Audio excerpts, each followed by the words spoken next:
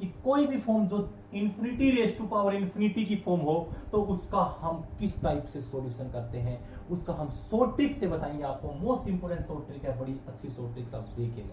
देखो सबसे पहले क्वेश्चन है limit x tends to infinity 2x minus 1 upon 2x plus 1 raise to power x is equal to, इसकी value आपको find करनी है। ये 4 ऑप्शंस है।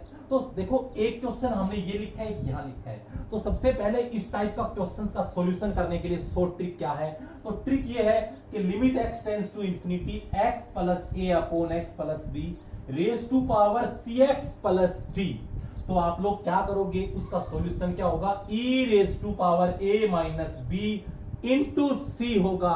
बड़ा ही इजी मेथड है, आप लोग देखिएगा।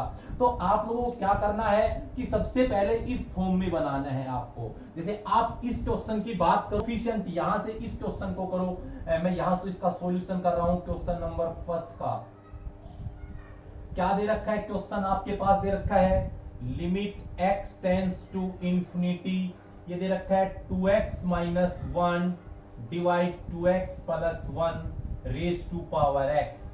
आप लोग देखो कैसे करोगे, limit x tends to infinity, यहां से 2 कॉमन आ रहा है कि नहीं, बिल्कुल 2 कॉमन आ रहा है यहां से।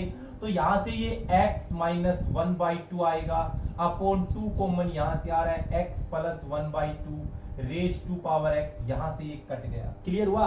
अब आपके पास क्या बन गई, देखो limit x tends to infinity x minus 1/2 x plus 1/2 raise to power x। अब आप लोग देखो इस क्वेश्चन में आपको किस फॉर्म का होना चाहिए, देखो ये तो हो गया।